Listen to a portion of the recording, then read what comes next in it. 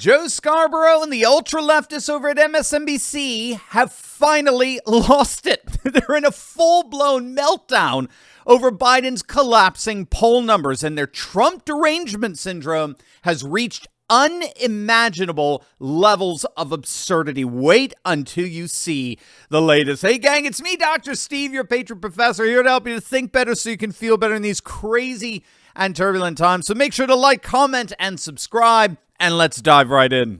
So much worse. Speaking of language, you should have heard me the first. No, please. For actually every second of the Alabama game until the final throw. But Claire, I'm so glad you talked about marketing, because the crisis we're going through right now, where the world could really spiral into World War III, but it's not, because a guy who's actually had 50 years of experience. It shows the contrast between a guy obsessed with marketing his brand, a guy obsessed with gestures, a guy who governed by gesture, versus, well, Joe Biden, who has 50 years of experience. And when a deal goes sideways on the hostages, he can pick up the phone, he can call, he can get it done. When he meets with President Xi in a critical meeting, he can actually, they have experience. You know, they've got over a decade of experience working with each other when both of them were number 2 in their countries. Experience matters, and the contrast, and it makes me so angry when people are talking about, oh, Joe Biden, he's out of it, he's this. No, he's not. On Joe Biden's worst day, he's light years ahead of Donald Trump on policy, on politics, on diplomacy. Now, what you just heard there was perhaps the single most obvious moment of scripted BS that's ever come across a so-called news desk. What Scarborough just did there is a rhetorical technique known as jackhammering, where someone uses a single word or phrase over and over again, like experience, experience, experience, in a desperate attempt at manipulating you, particularly when there's little time for argument. That's one of the key ways you'll know if someone is deliberately trying to manipulate you, if they start jackhammering, repeating the same word or phrase over and over again. And that's exactly what this lunatic, Joe Scarborough, did there with his repeated emphasis on Joe Biden's supposed experience. And you'll notice the manipulative tactic right away when you recognize that it's precisely Joe Biden that's been the one overseeing a world that is literally unraveling. Again, even members of the mainstream media are admitting that Trump's foreign policy was an astounding success, particularly evident in the fact that he's the only president since Jimmy Carter that simply never got America involved in a new war. Trump's tenure was marked by an uncharacteristic peace abroad. Putin wasn't invading. China wasn't threatening Taiwan. Hamas wasn't terrorizing Israel. Even North Korea was relatively tame during Trump's tenure, his first term, none of which obviously can be said about bumbling Biden. In many respects, the world order has become radically disordered ever since the Biden regime took over. And you know that Scarborough knows that. He knows that. That's why he has to resort to jackhammering to try to convince their dwindling audience otherwise. Even CNN is admitting that world leaders don't take Biden seriously. He's being snubbed quite literally all over the world. Russia is laughing at him. China is laughing at him. The whole of the Middle East is laughing at him. Africa is laughing at him. Now Argentina is laughing at him. And increasingly, they'd be laughing at Joe Scarborough. That is, if anyone were actually watching his pathetic circus of a show. Hey, gang, you've seen how much UFC fighters love Donald Trump, but have you ever wondered what they do to manage their own pain? Well, you don't have to, because a fellow patriot and good friend of this channel is precisely the one who provides relief to that pain, and he's here to do the same for you. We all know that as we age, aches and pains are normal, but you know they don't have to be. And that's where the groundbreaking medical scientist Clint Winters comes in. Now, you've seen Clint on Fox. You've seen him on this channel a number of times. He's a world-renowned health expert who's unveiled a natural pain reliever that's taking the world by storm. It's called Cono CB2.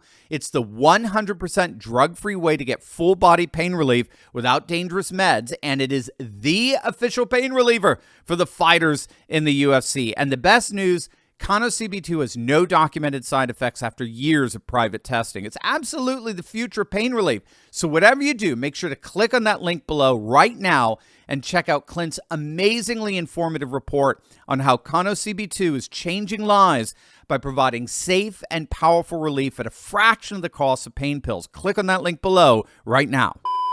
Well, there's no question about that. And frankly, on mental capabilities.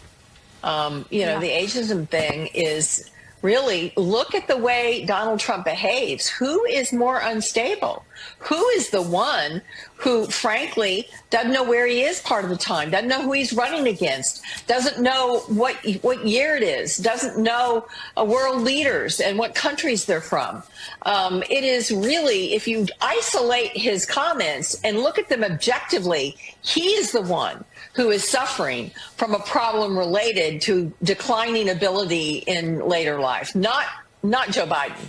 All right, so that was Claire McCaskill, the now disgraced former senator from Missouri. The voters there, of course, booted her out of office several years back. And you just saw precisely why she got crushed in her last election. What did she just do there?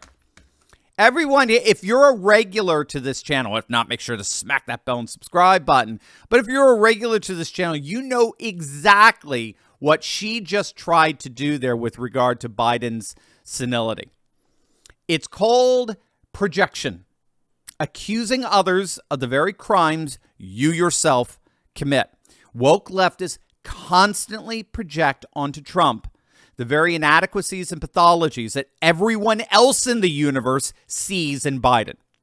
For woke leftists like McCaskill and Scarborough, Trump is the one evidencing dementia, not Biden. Trump is the one confused on stage, not Biden. Trump is the one who keeps getting lost mid-sentence, not Biden. This is projection. It's ascribing to others the very sins of which you or someone else is guilty. And some consider it a kind of Freudian effort, an almost atheist version of confession or medieval penance. So in other words, they know, these woke leftists know that what they are doing is evil and wrong. But because they're such narcissists, they cannot be the ones who are blamed or punished.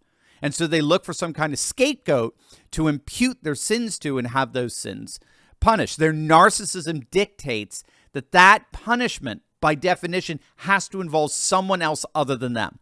And so this is where projection comes in. In other words, when they project, they admit that what they're actually doing is evil. They admit it's wrong and worthy of being purged, but because they're so narcissistic, that purging cannot, by definition, involve them. So they project their sins onto others. Scarborough and the whole of MSNBC absolutely know that Biden is a disaster. They know this. But given the state of who they are, they're projecting onto Trump the very catastrophes they recognize in Biden. It's now Trump who's the warmonger. It's Trump who represents world instability. It's Trump who has dementia. It's Trump who's too old. All of this is an admission that MSNBC knows that Biden is an unmitigated disaster, a disaster whose day of reckoning is indeed at hand. Hey gang, I know what it's like to feel alone out there in these turbulent times, but I broke free.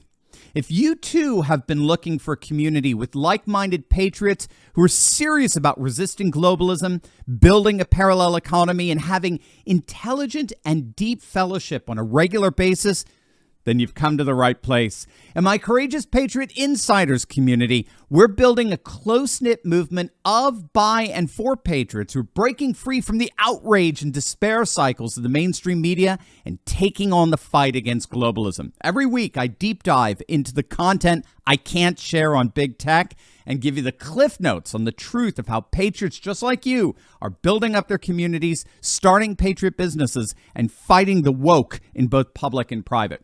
All with a few history and political lessons from yours truly, of course. If you want to stop feeling alone as a patriot and stand together with this fast-growing community, be sure to click on the link in the description below. Don't wait. Join me and my Patriot Coalition today, and let's get fighting.